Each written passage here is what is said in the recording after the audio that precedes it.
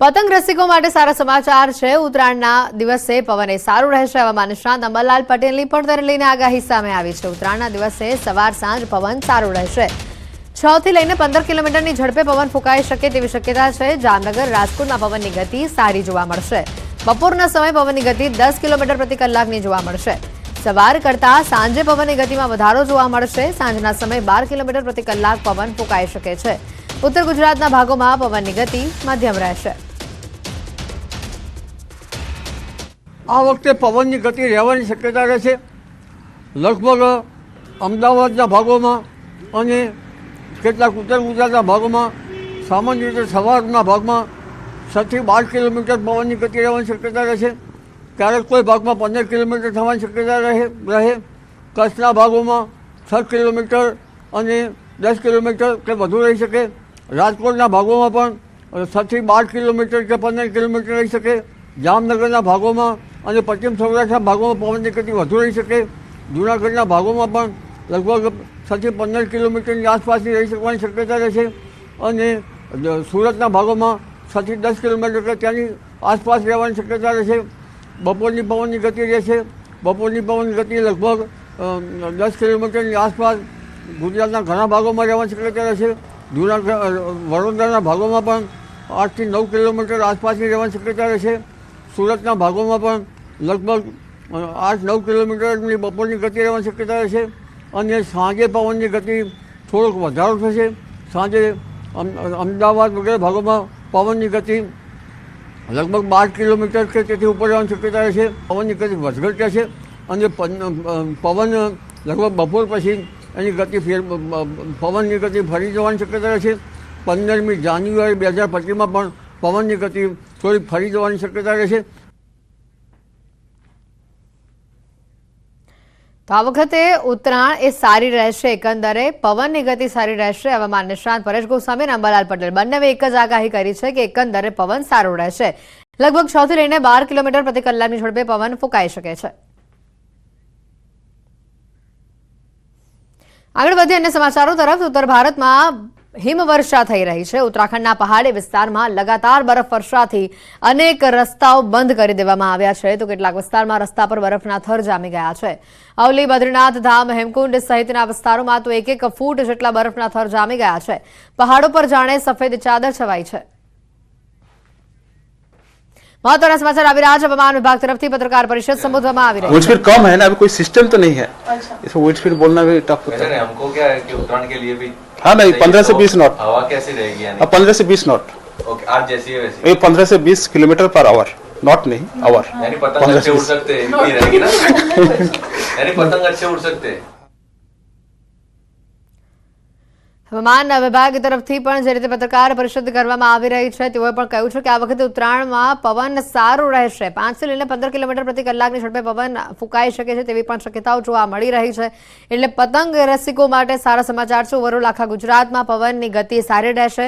સૌરાષ્ટ્રના ભાગોમાં, કચ્છના ભાગોમાં પવન સારો જોવા મળશે। સૌથી વધુ પવન આ સૌરાષ્ટ્ર અને કચ્છમાં જોવા મળશે તો આ સાથે ઉત્તર ગુજરાતમાં પણ પવનની ગતિ એકંદરે સારી જોવા મળશે। તો પતંગ રસિકો માટે આનંદના આ સમાચાર છે કે આ વખતે ઉત્તરાયણના દિવસે પણ પવન જબરજસ્ત રહેશે એટલે પતંગ ચગાવવાની આ વખતે મજા આવશે। લગભગ આપણે જોયું છે કે ઉત્તરાયણના દિવસે પવન એટલો સારો નથી હોતો, પછી બાસ ઉત્તરાયણે થોડો ઘણો પવન ફૂંકાતો હોય છે, પરંતુ આ વખતે અંબાલાલ પટેલ છે, પરેશ ગોસ્વામી છે કે પછી હવામાન નિષ્ણાત તમામ લોકો એક જ વાત કહી રહ્યા છે કે પવનની ગતિ આ વખતે સારી જોવા મળશે। આવતીકાલે ઉત્તરાયણ છે અને ત્યારે પતંગ રસિયાઓને સવાલ ઉભો થઈ રહ્યો છે કે આવતીકાલે પવન કેવો રહેશે। ઉત્તરાયણના દિવસે પવન અંગે થોડી વારમાં જ ખબર પડી જશે જ્યારે હવામાન વિભાગની આગાહી સામે આવશે। હવામાન વિભાગ તરફથી આવતીકાલે ઉત્તરાયણના દિવસે પવન કેવો રહેશે તેને લઈને પત્રકાર પરિષદ સંબોધવામાં આવશે। शुष्क रहने का पूर्वानुमान दिया गया है और जो लघुत्तम तापमान है वो 2 से 3 डिग्री सेंटीग्रेड राइज होने का पूर्वानुमान है। उससे 2 दिन के बाद फिर डाउन होगा। और जो उत्तरायण के लिए स्पेशली हमारे जो विंड फोरकास्ट है इसमें 15 से 20 किलोमीटर प्रति घंटा में काल उत्तर पूर्व से उत्तर पूर्व का दिशा में पवन रहेगी। और लघुत्तम तापमान जो सीजन में सबसे कम रिकॉर्ड हुआ है वो नलिया में है 8.8 डिग्री सेंटीग्रेड, और अब अहमदाबाद में जो लघुत्तम तापमान रिकॉर्ड हुआ है वो 12.4 डिग्री सेंटीग्रेड। और अहमदाबाद और आसपास क्षेत्र के लिए स्पेशल जो पूर्वानुमान है क्लियर स्काई रहेगा और लघुत्तम तापमान जो है 13 डिग्री सेंटीग्रेड के आसपास रहेगा। सर क्या कारण है 2 दिन में टेम्परेचर राइज होगा? अभी ये 2 दिन तो बढ़ रहा है, अभी एक WD पास कर रहा है और हवा का दिशा भी उत्तर पूर्व से पूर्व दिशा में है, इसलिए टेम्परेचर बढ़ रहा है।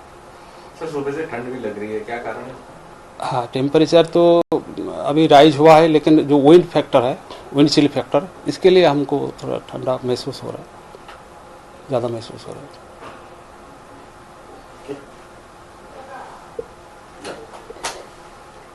सर कल से राइज होगा? नहीं, 2 दिन तक 2 to 3 डिग्री सेंटीग्रेड राइज होगा 2 दिन। मतलब उत्तरायण 2 दिन हाँ बढ़ेगा, फिर उसके बाद फिर टेम्परेचर डाउन होगा, फिर 2 से 3 डिग्री डाउन होगा, मतलब जितना बढ़ेगा उतना ही डाउन हो जाएगा। और एक WD पीछे आ रहा है, 3 दिया था, लेकिन अभी अभी ऐसा रुक जाता, आया नहीं।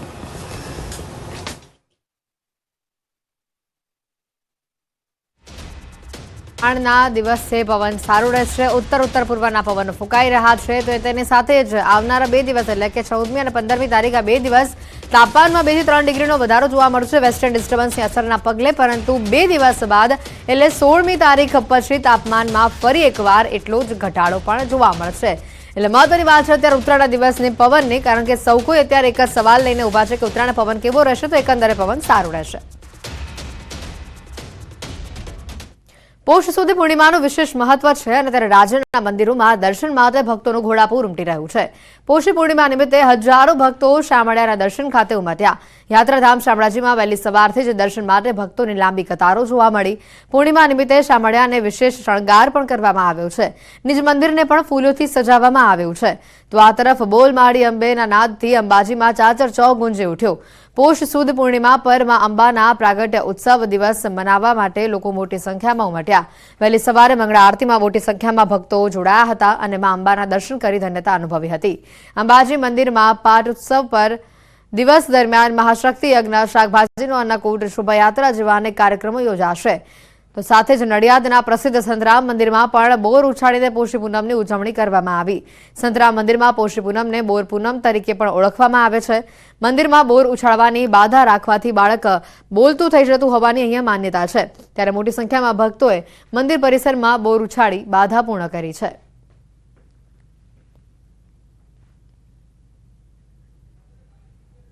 નડિયાદના સંતરામ મંદિરમાં પોષી પૂનમે બોરનો વરસાદ થયો। જી હા, આપ જે દ્રશ્યો સ્ક્રીન ઉપર અત્યારે જોઈ રહ્યા છો તે દ્રશ્યો સંતરામ મંદિર પરિસરના છે। ભક્તોએ પોષી પૂનમ નિમિત્તે આજે 2000 મણથી પણ વધુ બોર ઉછાળ્યા હતા, જેની પાછળનું કારણ એ છે કે બાળક બોલતું ન હોય તો સંતરામ મહારાજના મંદિરે બોર ઉછાળવાની માનતા રાખવાથી બાળક બોલતું થઈ જાય છે।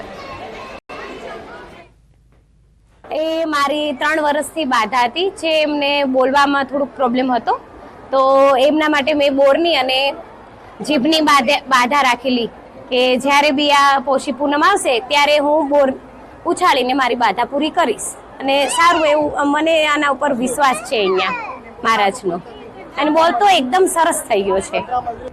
મહારાજશ્રીએ સમાધિ લીધી 194 વર્ષ પહેલાં, એ પહેલાંથી જે માતા પિતાના બાળકો બોલતા નથી એ બાળકોના માતા પિતા આજના દિવસે બોર ઉછાળતા હોય છે।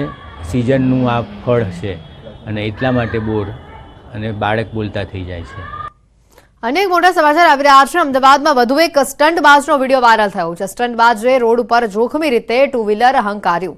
પોલીસને પડકાર ફેંકતો આ વિડીયો હાલ વાયરલ થઈ રહ્યો છે। વટ પાડવા આ વિડીયો બનાવ્યો હોવાનું સામે આવી રહ્યું છે। પોલીસના નાઇટ પેટ્રોલિંગના દાવા પણ અહીંયા પોકળ સાબિત થઈ રહ્યા છે। આ દ્રશ્યો જુઓ, અમદાવાદ શહેરના દ્રશ્યો કે જ્યાં નબીરો બેફામપણે પોતાનું 2 વ્હીલર હંકારી રહ્યો છે। પોતાના જીવને તો જોખમમાં મૂકી જ રહ્યો છે, સાથે અન્યના જીવને પણ જોખમમાં મૂકી રહ્યો છે। આ વિડીયો હાલ સોશિયલ મીડિયા પર વાયરલ થઈ રહ્યો છે અને તેની સાથે જ પોલીસના નાઇટ પેટ્રોલિંગ ઉપર પણ અનેક સવાલો ઊભા થઈ રહ્યા છે। સ્ટંટબાજો કરનારા આ તત્વો દિવસે દિવસે બેફામ બનતા હોય તેવા આ દ્રશ્યો સામે આવ્યા।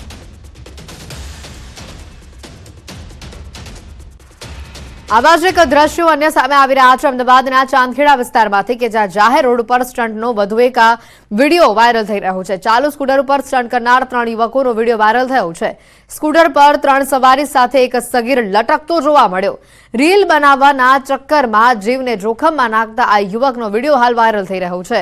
વિડીયો સોશિયલ મીડિયા પર વાયરલ થતા પોલીસે સમગ્ર મામલે તપાસ હાથ ધરી છે. ત્યારે મહત્વની વાત છે કે જે રીતે આ વારતત્વો રસ્તા પર જે સ્ટન્ટ કરે છે અને અન્યના જીવને પણ જોખમમાં મૂકે છે. અમદાવાદ શહેરના આ બે અલગ અલગ દ્રશ્યો આપને બતાવી રહ્યા છે. વધુ માહિતી મેળવીશું ફોન લાઈન પર સમાચાર નવીન જોડાઈ ચૂક્યા છે.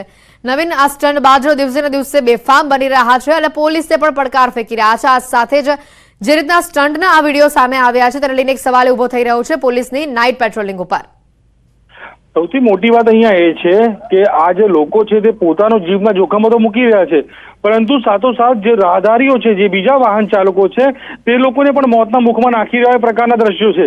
કારણ કે આ લોકો જે તે સ્ટન્ટ કરી રહ્યા છે અને તે સ્ટન્ટના કારણે કદાચ બીજા લોકોને પણ ખૂબ જ મોટી નુકસાન થઈ શકે તેમ બે નથી. એટલે કહી શકાય કે આ લોકો જે પ્રકારની ઘટનાને અંજામ આપી રહ્યા છે ત્યારે પોલીસ વારંવાર આ પ્રકારની ઘટનામાં આરોપીઓને પકડતી હોય છે, પરંતુ આ યુવકો જે છે તેમના માતા પિતાની એટલી જવાબદારી છે કે આ પ્રકારે જે વાહન ચલાવે છે તેમના માતા પિતા તેમને કેમ ટકોર નથી કરી રહ્યા. એટલે સૌથી મોટી ઘટના એ જ છે કે આ લોકો પોતાના મોતના મુખમાં જઈ રહ્યા છે ત્યારે બીજાને પણ મોતના મુખમાં નાખી રહ્યા છે. બિલકુલ નવીન, આભાર માહિતી બદલ. સમાચારોમાં હાલ રોકાઈશું એક બ્રેક માટે.